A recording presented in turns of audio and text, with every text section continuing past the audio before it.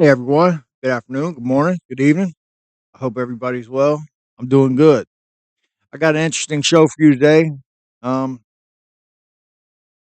and it has to do with this whole controlled disclosure that we're seeing with the UAP situation and the people that are coming out and that are involved in this, right?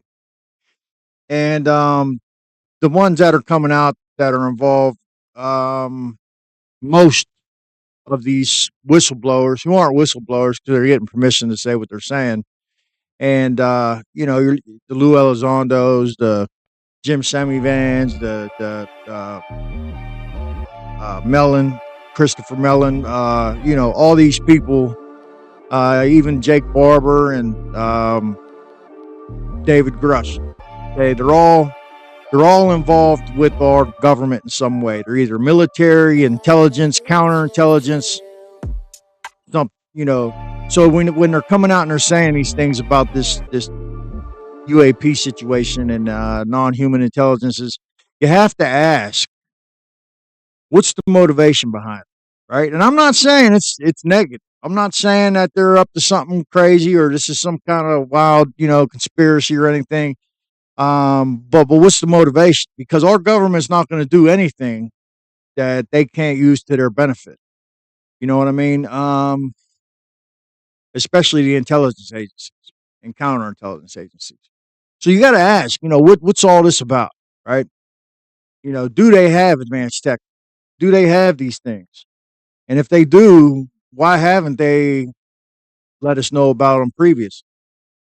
And I've kicked the idea around that maybe they're just dangerous technologies. And if the wrong people get their hands on it, maybe it's a technology that we're all capable of harnessing. And if that's the case, if it can be weaponized in some kind of way, maybe that's the reason why they don't want to let the cat out of the bag, because they don't want bad people to weaponize this technology.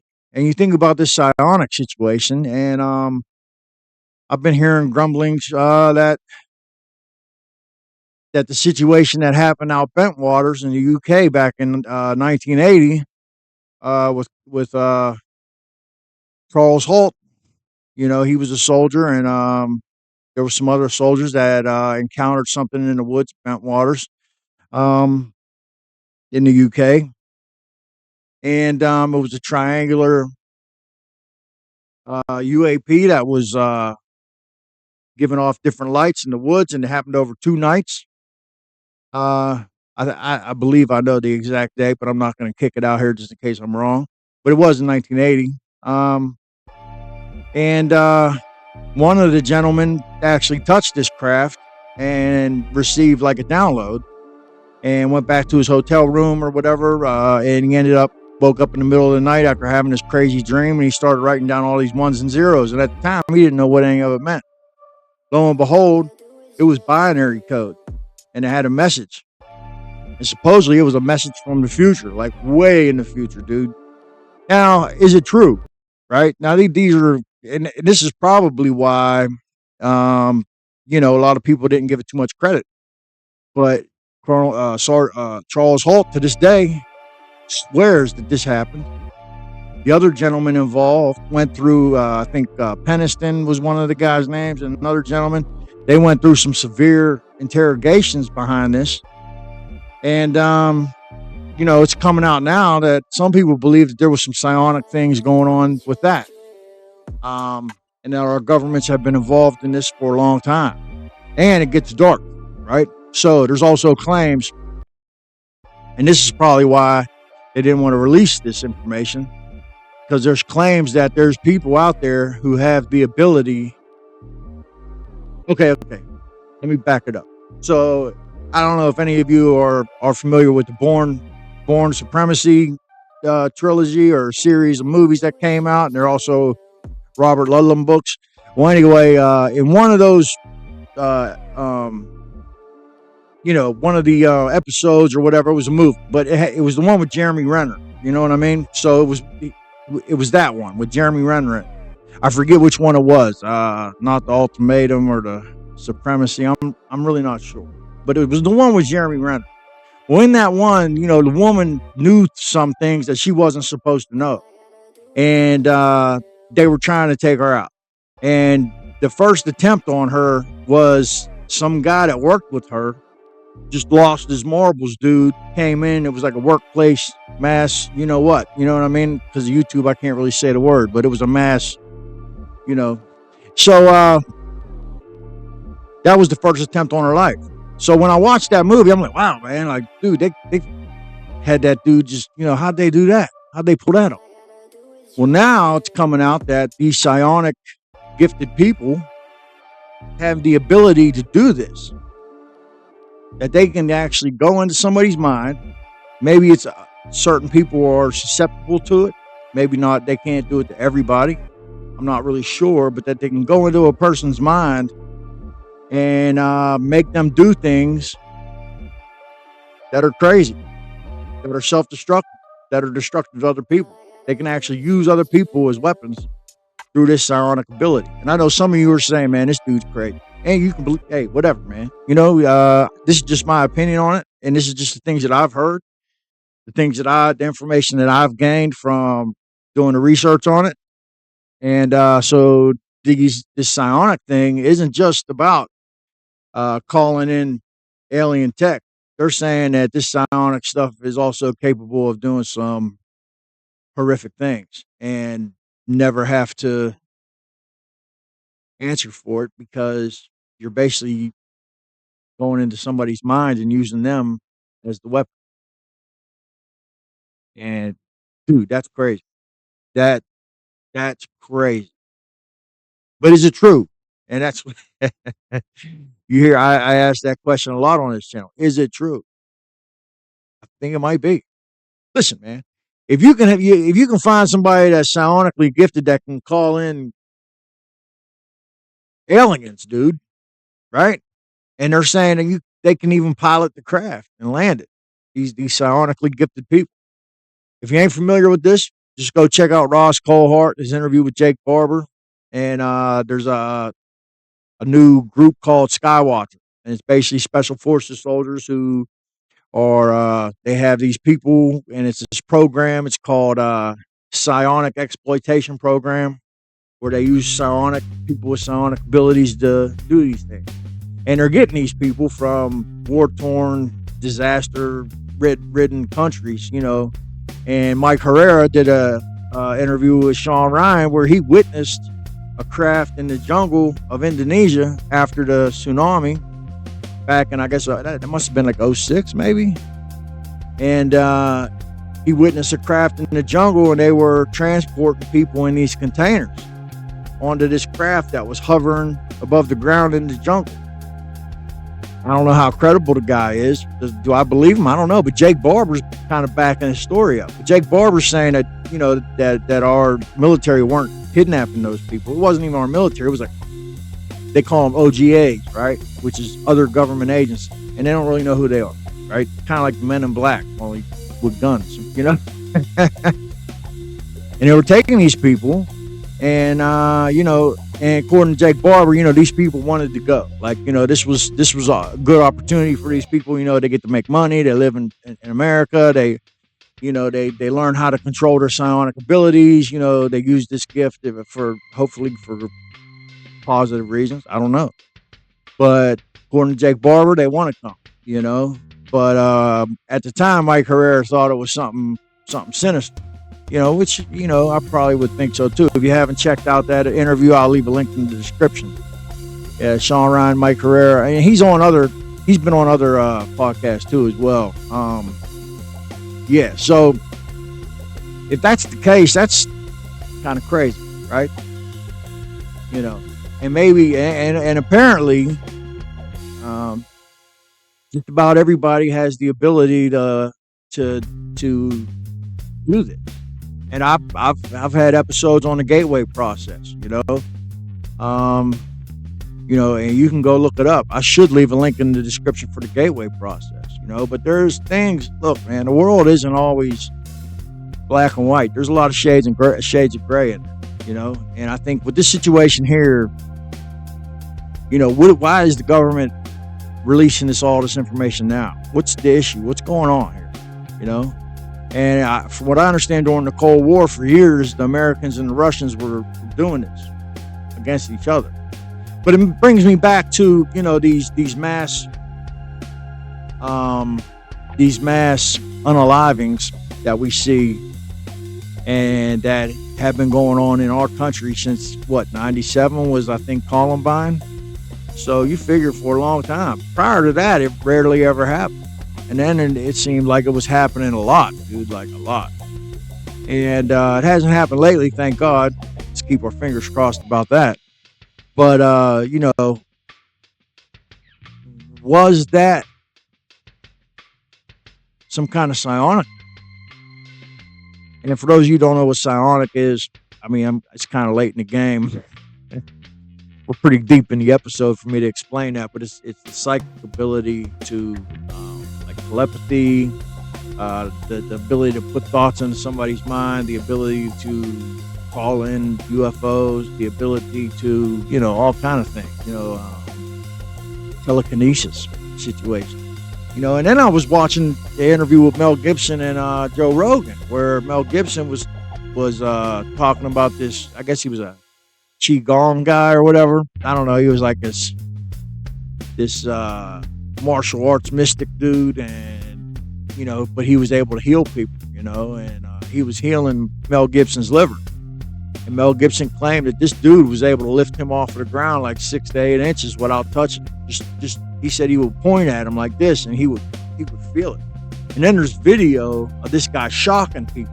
Like people would touch his hand, and then boom, he would do something, and it would shock them. You know what I mean? Like wild. At one point, he had this woman touching his stomach, and I'm like, what am I watching here? You know, because he had his shirt up and stuff. I'm like, what the hell? And then all of a sudden, she jumped back. And he, you know, apparently he was able to like pass electrical current through his body into other people without touching any, you know, and they did all these experiments to show that he wasn't, you know, that they were trying to debunk it, you know, but they couldn't.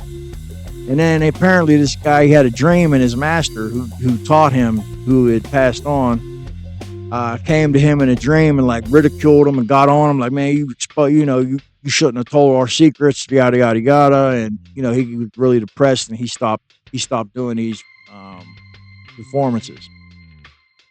Well, wow, man, that's interesting, you know. And the Woodbridge thing, you know, the Bentwaters thing in the UK is very interesting.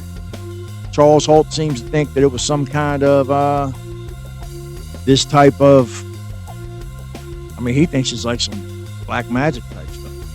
It's crazy, dude. It's just mad. But I want you to think about like our world, right? You know, and I know I'm going kind of way out in left field with this episode, but let's break it down, right? Just our words, right? So let's talk about words, okay? So say me and you are we're friends or we're acquaintances at work, right? Let's say I'm jealous of you for some reason or whatever, right? So I go to the boss and I just whisper something in his ear about you, you know, whether it's true or not, you know.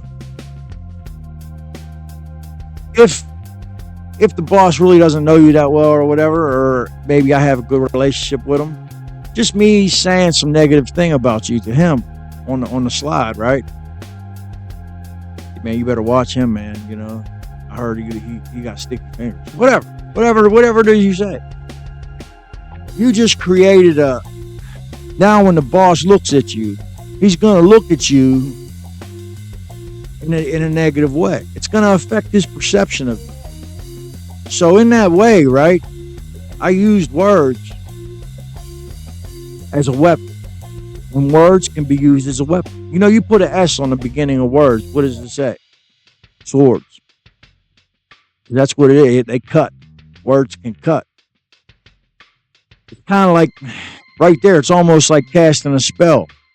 People don't think like this. I do. I'm sorry. But that's the way I think, you know. You know, words can be used in this way. I've seen it, man. Like I've been in places. I've been in bad places where this type of thing goes on a regular. I've been in places where if you confided in somebody, you were risking a lot because If that person decided to use that as a weapon against you, they can't. And the places where I've been in my life, I've been in those places where people would do that at the drop of a hat. Not everybody, but you had to be very, very selective in who you confided in, or who you hung around. And I just say that to say this. Maybe this isn't that far out, right? Like, so say back in the 1800s, I told somebody about what I'm doing right here, with this camera and this computer, and and I'm making this episode of this channel on my YouTube channel, blah, blah, blah, right? They would think I was talking mumbo jumbo. They would think I was crazy. They would probably burn me at the stake, thinking I was talking nutty, right? That's what they would think back then. If I was to try to just explain this right here, they would think I was cuckoo for Cocoa Puffs, man. So who knows? Maybe this psionic thing isn't that crazy. Maybe this is just another level of technology that we're just now finding out about, that they've been keeping secret because they're worried about people who have the ability to weaponize it. Crazy.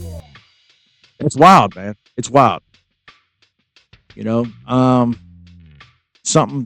it's good to talk about. I thought it would be good for an episode here. So I'm gonna go ahead and let my man Jordan Maxwell talk about some other things like money. Let's think. Oh wait, you know what? I'm gonna tell you about money, dude.